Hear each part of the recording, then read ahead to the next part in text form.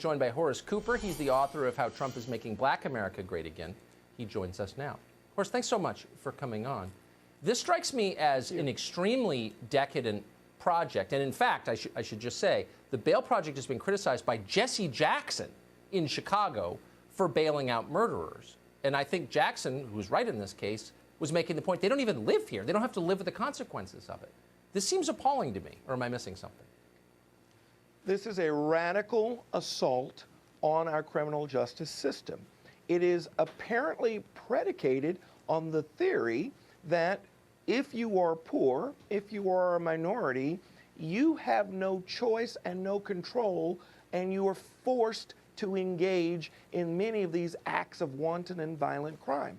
The problem with that is the data shows exactly the opposite. Right. Just because you're poor, and there are millions of people who are poor, just because you're black or brown, there are millions of people who are, they manage to walk every day past the 7-Eleven, past grandma with her purse hanging down. They don't snatch it, they don't break into the 7-Eleven. In fact, millions of people every day manage to be law-abiding. It is a few people who have decided that the rules don't apply to them. And the bail project and projects like it say to those people, guess what? We've got your back. Well, who's got the back of the families and the victims and the communities? You were right to note that cities like Detroit or even Washington, D.C. That's right. took decades, if longer, after the rioting and looting and destruction that occur when crime is allowed to run rampant. Too many of our cities right now, too many of our cities, like Baltimore, are suffering. These groups are a cancer on American society, and that's something that if we had a working, trustworthy media, they'd be giving a lot more attention to. I wonder why it never occurs to cryptocurrency traders like Michael Novogratz. And after the show, call me and tell me what cryptocurrency trading is and why we should applaud it.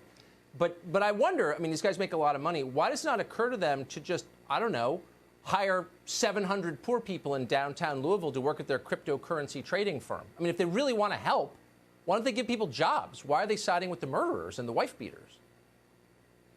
It is proof. The goal here is not to improve the community. The goal here is not to make sure that people can become independent. The goal is actually to attack directly the very criminal justice system that makes it possible for the rest of us to carry out our lives.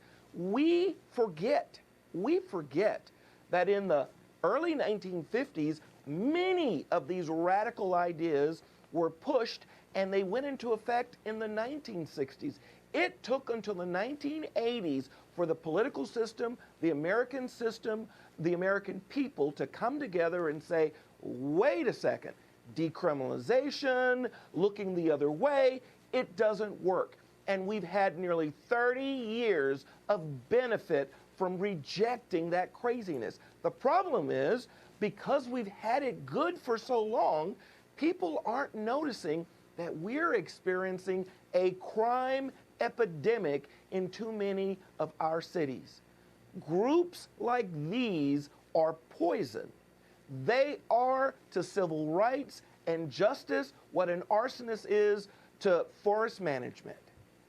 I think that's a really wise point and demonstrable. And in a country that cared about itself, that believed in itself, wouldn't put up with this for 1 second. Horace Cooper, thanks so much. I appreciate your coming on tonight.